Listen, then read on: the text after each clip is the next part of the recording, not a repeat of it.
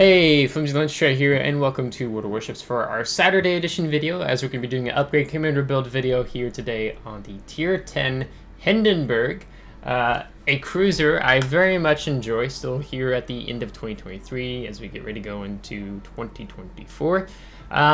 Great ship, really like her, and so we'll go over the armor, the modules, upgrades, all those things, help you get a good idea of the ship, and some different build options, of course, with the commander. So with that being said, let's go ahead and look over some things here. So first off, what I like to do is talking about what type of cruiser are we talking about here? Well, yes, Hindenburg is a heavy cruiser, but is she a brawling cruiser? Is she a mid-range cruiser? Or is she a long-range cruiser? And, I don't really say this about, I don't know if I've ever said this about any cruiser in the game, but she can kind of do all three, right? So you have these 2 and 3 millimeter guns that have rather more flatter shell arcs, decent shell travel velocity.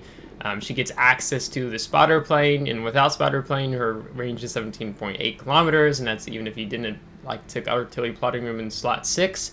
This would be bumped up even further. She has hydroacoustic search. She has torpedoes. In fact, she has 8 total.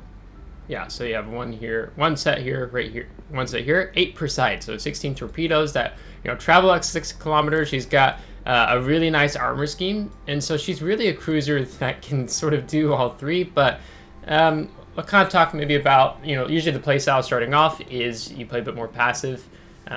Kiting, very exceptional kiting cruiser, and then you can bury your teeth down upon the enemy as the battle progresses on.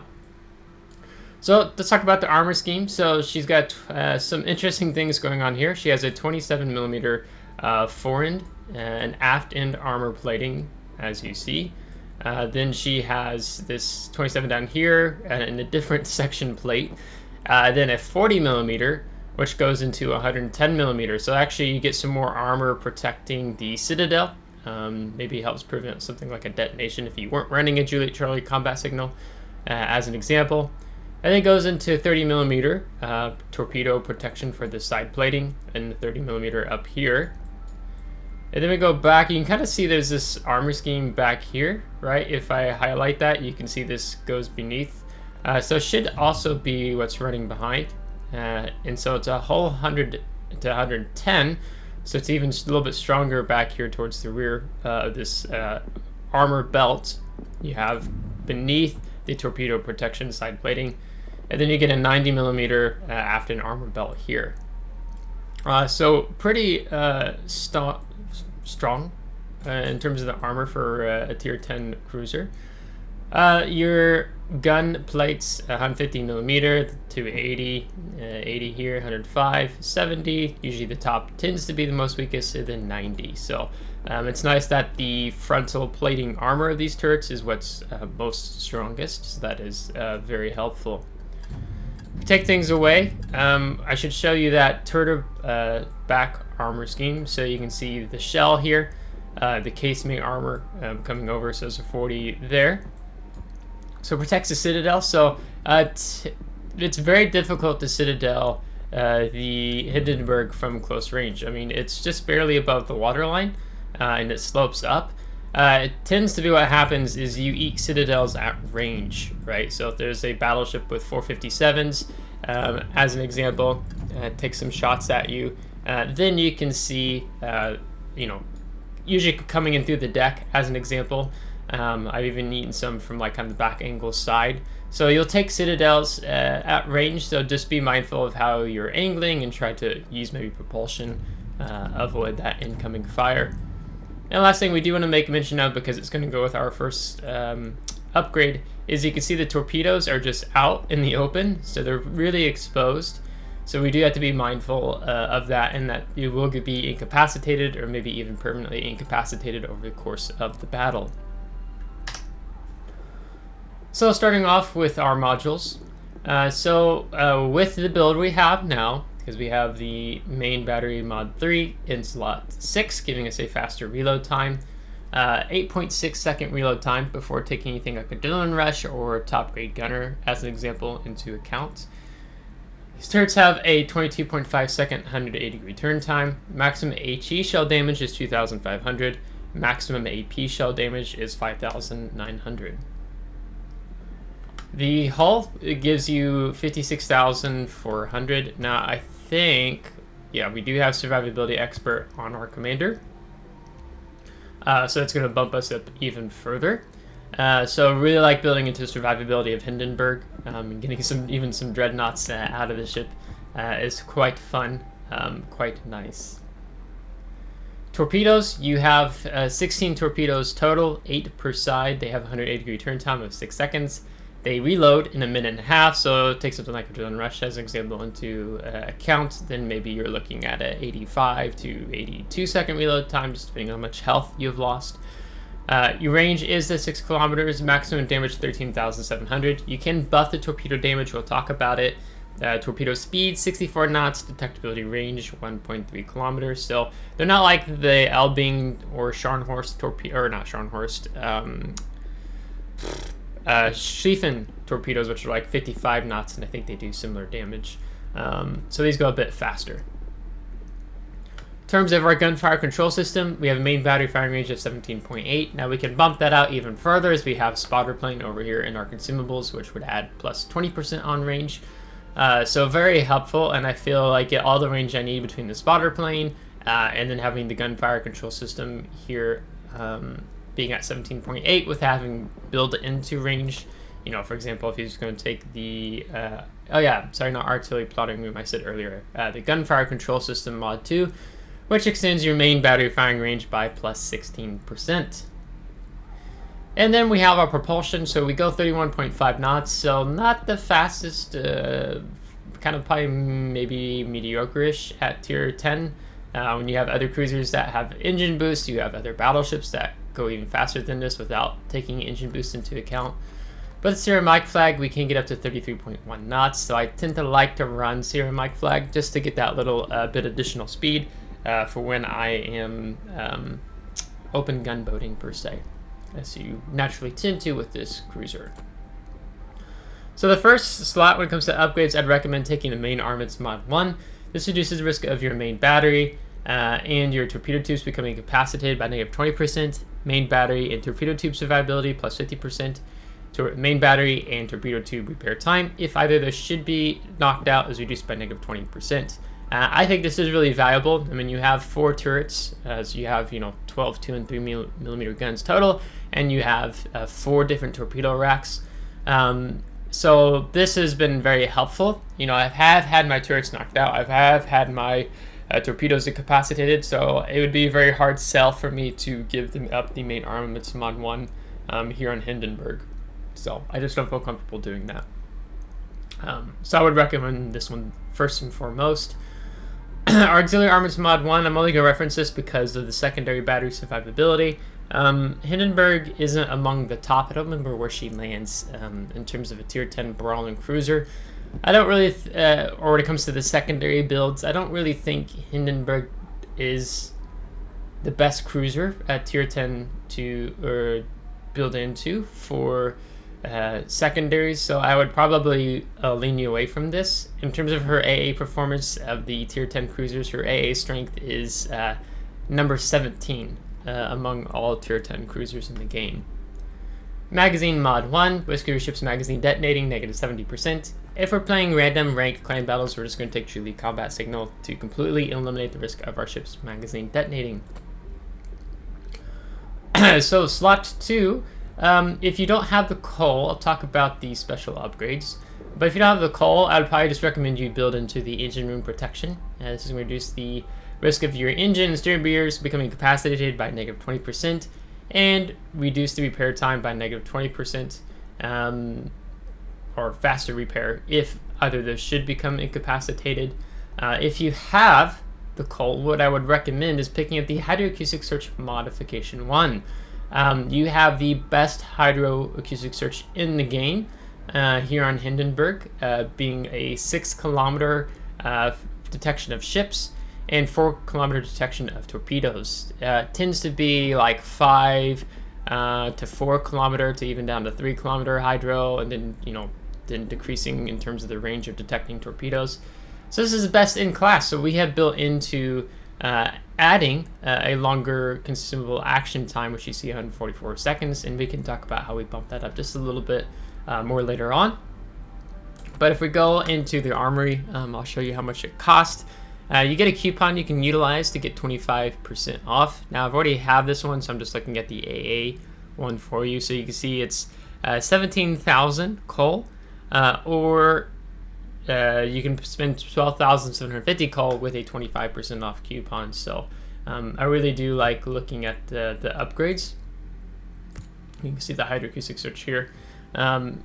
And it just really makes a lot of sense to build into it on Hindenburg, because it really just helps the ship overall, especially for those times you do need to push in.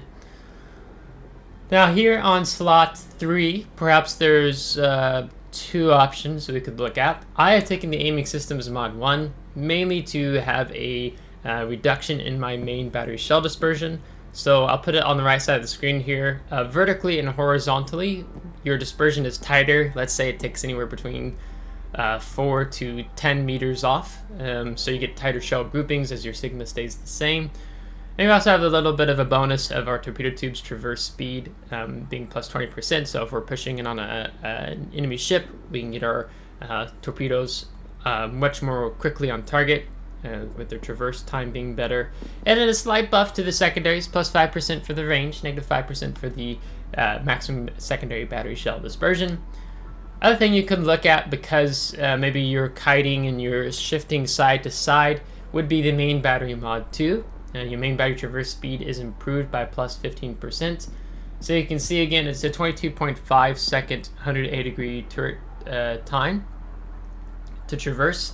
So this doesn't bother me, having a 22.5 seconds. If it was, you know, let's say if I'm over like 30 seconds or something like that, then I'm like, yeah, that's going to start really annoying me, especially for it being on a cruiser. So then I probably would. But for myself, it doesn't bother me. You could try out both, see what you think. It's only 500,000 credits, so if you are at a tier 10 at this point, probably, you know, you're not doing too bad in terms of your credits.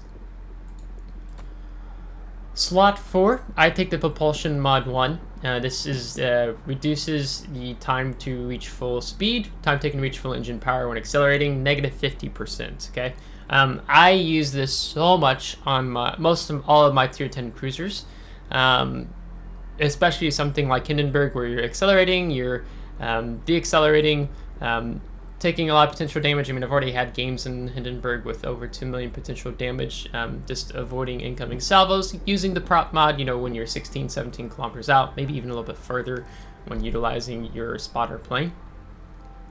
So, yeah, so I like running the prop mod.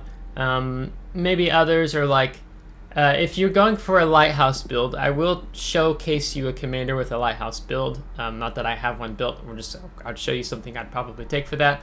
Then probably what I would do is, in the 5th slot, I would take steering gears mod 2 and give up conceal. But in the 4th slot, I would keep with the propulsion mod 1 and then build into the rudders in the 5th slot. So keeping that in mind. And even other WoW's content creators, there's some that are really good at this type of Lighthouse build playstyle, and they tend to always lean towards having the prop mod in the slot 4. But in slot 5, when they go for a Lighthouse build, they would take steering gears mod 2. Now, I have done the very standard build, I think relatively standard per se, here on Hindenburg, and you know, I've had already 2 of the 21 games I've played. I've already had 2 games over 270,000 damage. I just really like the cruiser play of Hindenburg.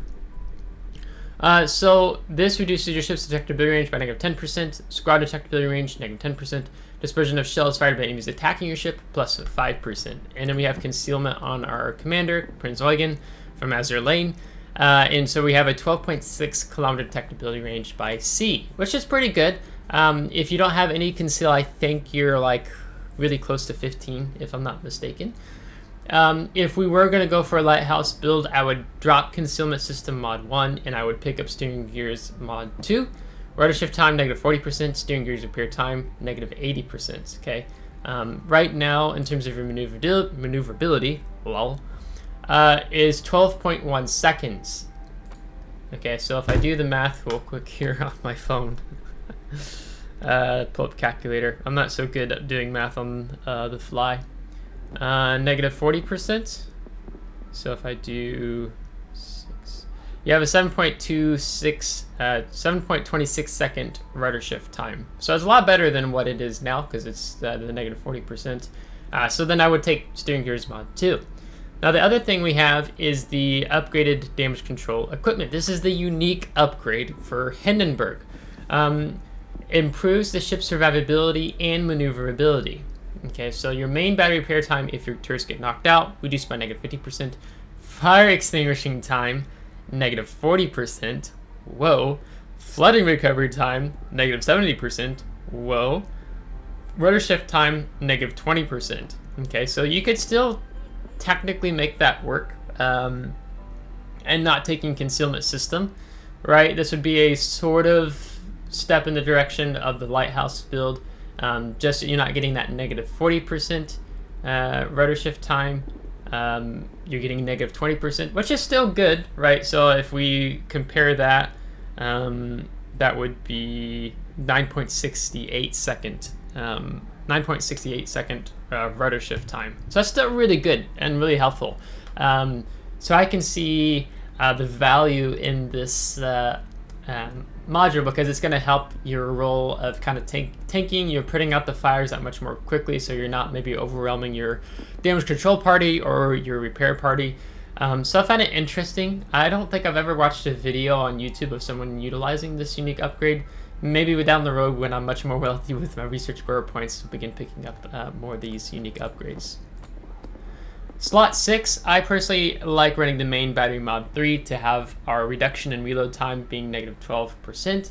So that's what you're seeing here with the 8.6 second reload time. Otherwise it would be over 9 seconds. Now we do take a nerf to our main battery traverse speed, negative 13%, which is that 22.5 seconds you're seeing. But I think for myself it's worth it, just when I'm building into my damage per minute, my DPM. Again, we've had some really good games breaking over the 200k damage here in the game, just building into DPM. And having that range of the 17.8, I think is plenty, especially when you utilize and equip the spotting aircraft. Otherwise, you might be yourself interested in taking the Gunfire Control System Mod 2. Again, these are just my thoughts, my opinions. You can try it, both of them out, see what you think, see what you like. You know, typically I like trying to not play so far away. You know, sometimes your flank, your enemy team flank collapses and then you're trying to get to the other where the action is, and that's when I tend to pop my spotter plane. Otherwise, I usually play within that 15 to 17 kilometer range with Hindenburg, starting out at least, before I start pushing in, as you saw in yesterday's video, which I will have at the end of this one, so you can watch it if you haven't seen this build in play with the Friday highlight. So you could check it out, see what you think, but for myself, it's quite, I like main battery mod 3. Going over to the armament, high explosive shells. What's so phenomenal about the high explosive shells on the German cruisers is that we get 1/4 pin versus the 1/6 pin. So you can see our armor penetration capacity is 51 millimeter. So where maybe a lot of other shells can shatter, non-penetration, your HE shells are just going to be consistently putting out damage with that 1/4 pin at that 51 millimeter. So it's an amazing, really good high explosive, even though I think one of the critiques was the maximum damage of these shells, which is 2,500, is among the lowest in terms of other tier 10 cruisers in the game with their just raw maximum damage, okay? But you're penetrating a lot, so you don't actually... I've not noticed that I felt like in any shape or form that these high explosive shells seem underwhelming. I did see I get really decent damage salvos from these 2 and 3 millimeter guns. Initial velocity 925 meters a second, and then the chances of causing fire on a target is 13%, and of course we can bump that up with these 2 combat signals, putting us at 15%, which is nice, and that is what I run here on Hindenburg. AP is amazing. Definitely take advantage of it when you get broadside targets, especially broadside cruisers. You saw us trolling that Neptune in the smokescreen. He wasn't detected, but we were blind firing. We got a lot of citadels on him at the end of that battle. So do take advantage of the armor piercing. Even when you get broadside, battleships, these shells will perform really well in a maximum damage of 5,900. Torpedoes, again, 90 seconds, reload time, torpedo range, 6 kilometers, maximum damage, 13,700, torpedo speed, 64 knots, detectability range, 1.3 kilometers. These torpedoes tend to be much more for if a ship is rushing you, or you are rushing an enemy ship, right? Not too many players would rush a Hindenburg because you have 16 torpedoes, 8 per side. So usually it's a ship that also maybe feels confident in their torpedo capability and maybe trying to avoid your torpedoes as an example. The depth charges, this is going to change. Wargaming, this is an update 12.11. I'm doing this video. Wargaming has just announced upcoming changes where I think they're going to be giving air-based depth charges. Right now they're ship-based depth charges, meaning you have to drive over the submarine to drop your depth charges. Right now these give a maximum damage of 2,200. Number of charges 2, bombs in a charge 8, reload time 40 seconds. Really frustrating. I've never killed a submarine with these depth charges because you're not the most maneuverable, most agile cruiser, and you're just really begging to get shotgunned by an enemy submarine, which Wargaming is also addressing after they were saying that it was rare and it hardly ever happened in the game. And now they're just eating their own words and it's addressing that. Shotgunning is an issue. Wow, Wargaming, you finally catch on. So yeah, so they're going to switch it to air-based ASW, anti-submarine warfare. So that's going to be much more nicer.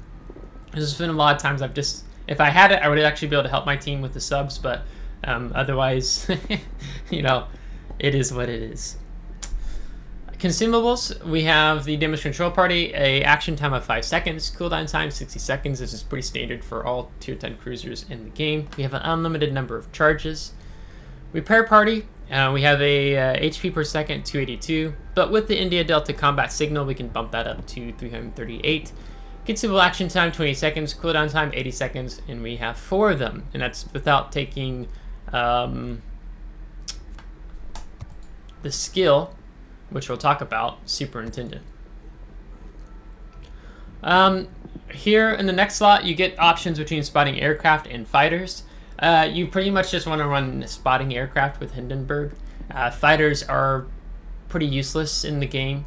And generally speaking, I mean, when you're seeing tier 10 aircraft carriers and super CVs at tier 10 with Hindenburg, you're never gonna, maybe if the CV player is super bad, he doesn't get the second strike off, but he's probably still gonna get the second strike off because your fighters won't intercept when the CV goes in for his first attack run, right? So with this more kiting playstyle, but then you can eventually brawl with Hindenburg. She does those all 3, the brawling, mid-range, and long-range really well. The spotting aircraft just really builds into it, and I've had to use it, spotting aircraft, a lot, whether it's my flank completely collapses and I'm kiting, but mainly more the enemy team flank on my flank collapses, and then I'm having to chase the enemy. I'm having to chase 2 battleships with another cruiser just because their destroyer died and their submarine died, and they're just like, nope, and they want to get out of dodge. Okay, so spotting aircraft I think is much more valuable because you don't always get matches with CVs. And I guess you could talk about hybrids, but hybrids would still get their first strike off regardless. Here in the next slot, you really want to be running hydroacoustic search. Your defensive AA fire, you rank number 17 among all tier 10 cruisers here in the game. You don't have an impressive AA suite on Hindenburg. Not as... I was looking at the AA strength of the tier 10 cruisers because now they have Kitakami there, and it's hysterical because the AA strength for Kitakami is 1. 1 out of, 100. Just because the AA on that thing is absolute garbage. Like, garbage. I mean, it's so terrible. So anyhow, you really want to be building the hydroacoustic search because it's the best hydroacoustic search in World of Warships. You'd be crazy not to be running hydroacoustic search. 4-kilometer torpedoes, 6-kilometer detection of ships, and we have consumable action time of 144 seconds.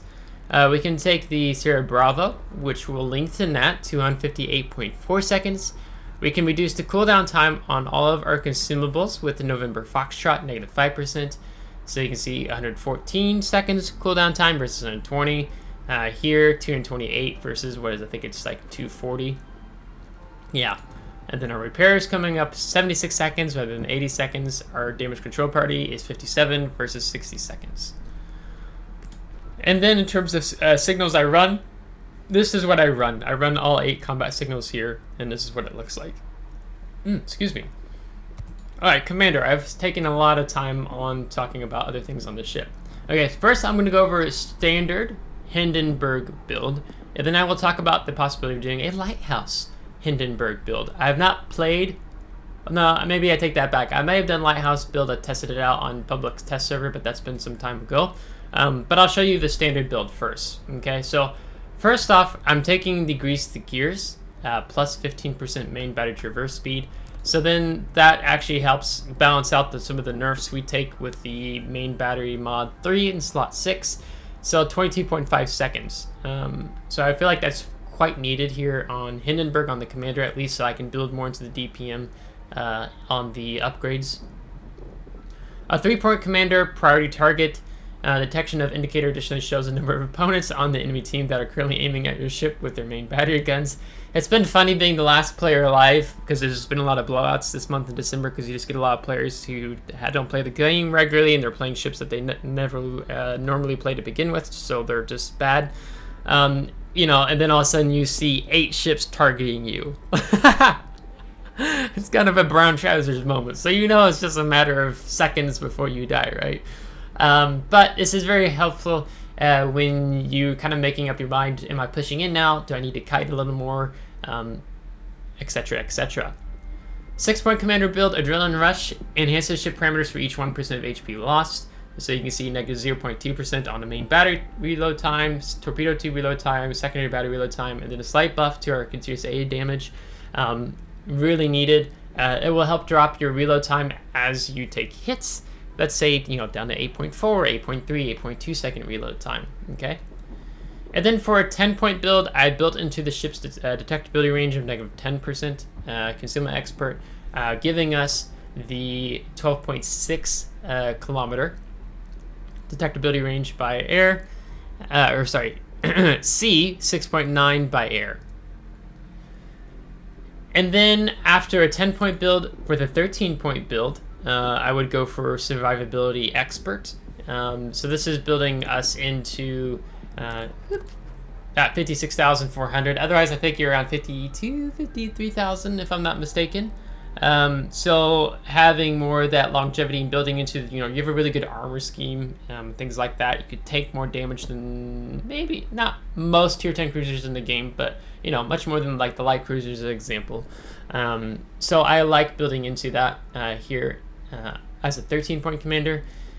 And then I see I've also, right now I'm running the Last Stand. Ship remains partially able to sustain speed and maneuverability with the engine steering gears knocked incapacitated, so this is probably be like my 14-point build. I have had my rudder and steering gears knocked out, I think 2 to 3 times. So being able to continue to move has been really helpful. Maybe I don't need to run this skill, but I like having it, and we'll talk maybe a little more relevance, importance, and how this can be a little bit more relevant maybe with the Lighthouse build. For an 18-point commander, I've done the top grade gunner. Permanent effect is your secondary battery reload time is -10%. Then the can be activated skill is increases main battery reload time while the enemy ship is within your ship's standard detectability range. It doesn't account for firing of main guns, fires on board, and other combat events are not taken into account. So just your standard detectability range, which is 12.6. So -8% reload time, okay? So if I go back and we're looking at the reload time, 8.6 times, what, 0.92, that drops us down to 7.9 second reload time. And then you take into account something like Adrenaline Rush, then you're looking at 7.8, 7.7, 7.6, 7.5, Okay, so these two play off each other really well, and that's why I like to run them. And then to make a 21-point commander, what I am looking at doing would be taking Superintendent. This will give us 4 hydroacoustic searches, 5 spotter planes, and 5 repair parties. I am a player who tends to live to the last half of the battle, and I do try to help team and not being like some cruiser player who's just hiding in the back, not taking any damage. I'm trying to make myself also a target at times to draw maybe some attention off my battleship, who just is DCP 2 fires and he's like 25% health. You know, I'm revealing my location to just alleviate some of that focus fire off of him, right? To have that 5th repair party, because I've burned through all 4 repair parties and I'm like, oh, I could still use a 5th one. So this might be attached to your gameplay. If, for example, you tend to die a lot in the first half of the battle, then maybe there's not much of a use for Superintendent. Or, you know, you get those blowout matches where it's just like, well, dang, I didn't even get to use my 3rd heal, right? That happens in the game as well. But I take this build, this would be my standard 21-point build for a battle that goes the distance. And those are the ones I really live to play here in the game when the battle's just really close and it's taking its time. So this is standard build. Now, maybe with this build you could talk about giving up last stand, and then maybe you take incoming fire alert, and then you drop priority target and you pick up demolition expert, and then now you'd be running a 16% chance of causing fires on a target. Maybe you take incoming fire alert, give a priority target, and you take eye in the sky. Your spotting aircraft consumable cooldown time -50%, so you get your spotter planes up much more quickly and consecutively. Okay, it's just another option to look at here. I'm not saying this is the build to run. This is a pretty standard build, but you know, I would be comfortable giving up the last stand, taking incoming fire alert, and then give a priority target and take eye in the sky. Just shifting these 2 over. Okay, that's an option. Now let me send Prince Eugen to the reserve. And then I'm just going to throw on like a low point commander and then talk about a Lighthouse build. Okay, so I'm just going to go ahead and pick the skills. There's really not much of a sense probably to have priority target, because you're just always, probably people are going to be shooting at you. Let's see if we're doing a Lighthouse build. We're not building into conceal.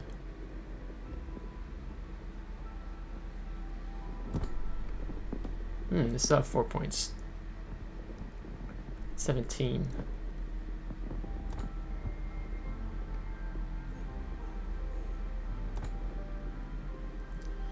This could be one example. So this, I'll look at the upgrades in just a moment, and because I really want to bring this video to an end because we're getting close to 35 minutes. But this is probably an option I would look at here. Yeah, I want that. I'm just doing the math in my head, and I'll break this build down a little bit more to you. Yeah. Okay, so your detectability range is 16.1, and we haven't even talked about giving up concealment in slot 5 on the upgrades, right? So you will be over 17 kilometers. So basically, why this is a fun build, or can be a fun build, is your top grade gunner is pretty much always activated, so you're always having that -8% main battery reload time in the battle. You just have to be mindful that it's a Lighthouse build. You want to be spotted. That's the point of a Lighthouse build, okay? We still take survivability expert. You're going to be detected more often, so you're going to want that 5th repair party, in my opinion, having that 4th hydroacoustic search, and then having that 5th spotter plane, because we're taking eye in the sky, which is going to give us 2 additional, so actually this will be 7 in total in what we get to run here. You want the adrenaline rush. The heavy HE and sap shells, our high explosive shells, are each doing 250 more damage, so 2,750 damage per high explosive shell. So your high explosive salvos are just doing more damage. But then there is a nerf if your gun's main battery is above 149 millimeter and above. Okay, so that's why you get this plus 15% nerf. We don't really need priority target because we're just going to be shot at. More like incoming fire alert. So if we're going to play with our rudder shift, we're going to play with our propulsion. Last stand, you're going to get fired more frequently at. So then I would want to run this myself. So, I mean, the other thing you could do is you could do Demolition Expert if you want that 1% extra of causing fires, chances of causing fire on a target. But I think to me these are just much more better all to overrun. And then in the 5th slot, we would take the Steering Gears Mod 2, or we would look to take the upgrade to Damage Control Equipment. But for now, take the Steering Gears Mod 2. So with that being said, we're going to put Prinzeugen back where she belongs on Hindenburg. This is the build, standard 21-point build I would run here on Hindenburg. So I try to keep this video beneath 30 minutes, but sometimes we just go over. It's a bit of more of the nature of the beast when we hit these tier 10 ships. There's just more upgrades. There's more things to talk about on the ship in general. So if you liked today's video, give it a thumbs up. If you didn't, give it a thumbs down. Subscribe if you do want to see more. If you're subscribed, thanks so much. I really appreciate it. And make sure if you didn't catch the Friday highlight of me showcasing this build, just here on the next screen. So until next time, take care.